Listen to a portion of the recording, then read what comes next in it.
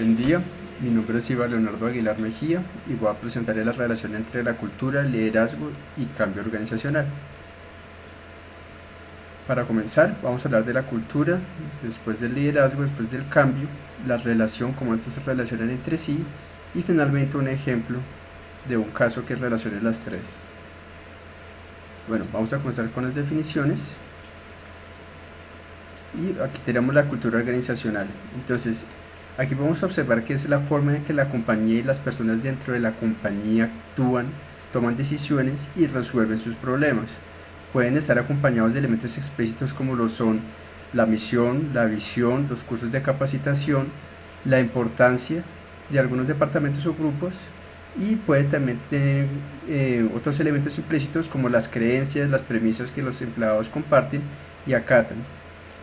La cultura de una organización se va formando por distintas vías. Esta puede ser por el comportamiento de los empleados, ya sea que alguien recién contratado copiará lo que hacen los demás. Esto se va desde la forma de vestir hasta el horario, las normas y reglas y la forma de hacerlas cumplir ante una situación, por qué medios se resuelven, por qué canales y qué tipo de, si es conversación, si es por conversación o si es por una carta, si es por los diferentes medios. La selección de empleados es el tipo de personas reclutado que va a reflejar y refuerza la cultura de la organización. Posteriormente podemos ver lo que es el liderazgo de los líderes y los jefes, cuál es su estilo de liderazgo y cómo interactúan con las demás personas. También lo podemos observar a través de la naturaleza del negocio. No es lo mismo una empresa de seguridad a una de minera o alguna de tecnología. Por lo general algunas empresas promueven una cultura en particular. Podemos tener el caso como de Google o como otras empresas consultoras o de la banca. Una de las culturas más distintivas es la empresa de alta tecnología en Silicon Valley, donde se promueve la informalidad, abundan los juegos en el ambiente y se consume mucha pizza y refresco. Y también tenemos el ambiente externo, que toda la organización está dentro de una sociedad, aun siendo la misma empresa. Una oficina en un punto, en una sucursal, no es lo mismo que una oficina en otro punto de la ciudad. Posteriormente podemos encontrar lo que es el liderazgo organizacional, que parte de la concepción que tienen los directivos, los líderes, los jefes y empleados de lo que es el liderazgo y la forma de aplicarlo ante las demás personas de la organización, como son sus colaboradores, otros empleados, y que son capaces de influir. Tenemos que tener claro que el liderazgo no sea solamente desde la parte directiva, sino puede ser liderazgo desde cualquier persona dentro de la organización. Este se da de acuerdo a la forma en que las personas influyen en las actitudes y opiniones de los miembros de un grupo sin necesidad de que tengan algún tipo de autoridad formal, lo que les comentaba ahorita. En algunas organizaciones el liderazgo se compone simplemente de la dirección y de cómo mediante la autoridad formal hacen que los empleados lleven sus actividades. Esto es completamente lo contrario a lo que es un liderazgo normal. Esto simplemente se estaría llevando como siempre la dirección, la potestad que tiene un líder de decir qué son las acciones que se van a tomar, y sobre ahí seguía su liderazgo. La idea es que puedes tener un liderazgo direccionado, que sería como lo fundamental dentro de las organizaciones. Dentro de los líderes nosotros debemos contemplar capacidades como lo son la gestión de la atención, la gestión del significado, la gestión de la confianza y la gestión de sí mismo. Esto se refiere a toda la parte de la comunicación, de cómo expresa sus ideas, su visión estratégica, de cómo maneja los temas y cómo es consciente de todas sus capacidades y todos sus conocimientos que tiene y sus limitantes, y cómo con eso puede llegar a llevar a las personas hacia un propósito.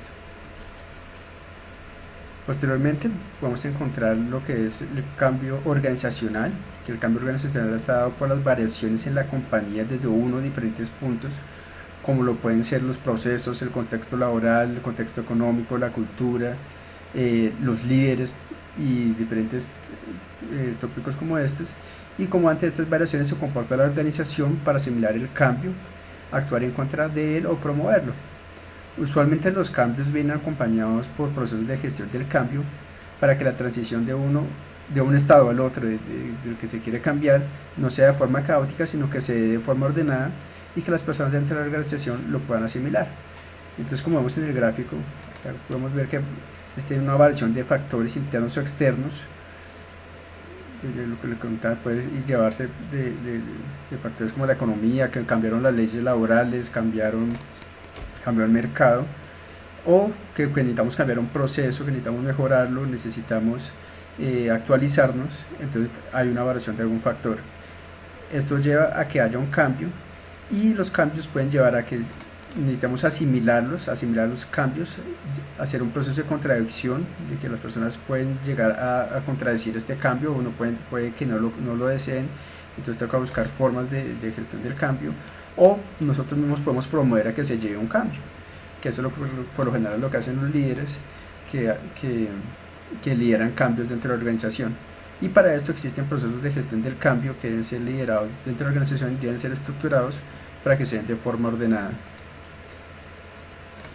Pero ¿cómo estas tres definiciones, estos tres conceptos se relacionan el uno del otro?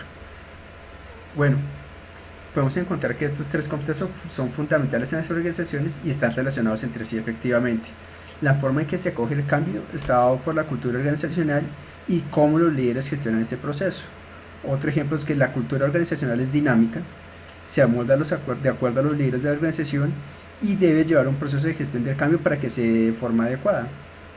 Por otra parte, los líderes empiezan a sobresalir gracias a sus estilos de liderazgo y están determinados por la cultura de la organización. De esta forma observamos como si se entra dentro de un ámbito o los otros dos están relacionados y la combinación, interrelación de estos llevan a que se den los procesos de cambio, de mejora, de competitividad, de reconocimiento a nivel ya sea externo o interno, o la sostenibilidad misma de la empresa.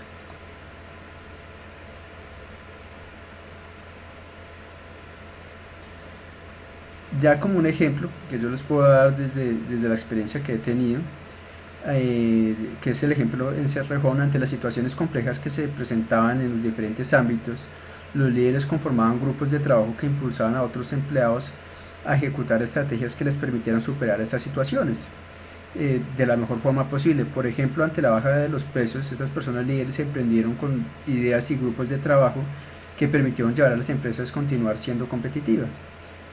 O por otro lado, en cuanto a la cultura de Cerrejón, lleva a cabo que sus empleados empiecen a tener una cultura hacia la responsabilidad social y la seguridad, lo que hace que los mismos empleados hagan voluntariados ante las comunidades y ante todas sus actividades piensen primero en la seguridad personal como algo fundamental. Y cada vez que se proponen proyectos que buscan cambiar algún aspecto de la compañía, se tiene un proceso muy claro de la gestión del cambio para evitar que las personas se vean afectadas y que se adopte de la mejor forma el cambio. Esto ha hecho que sea una de las mejores empresas del país y reconocida internacionalmente por sus altos estándares y su competitividad. Muchas gracias.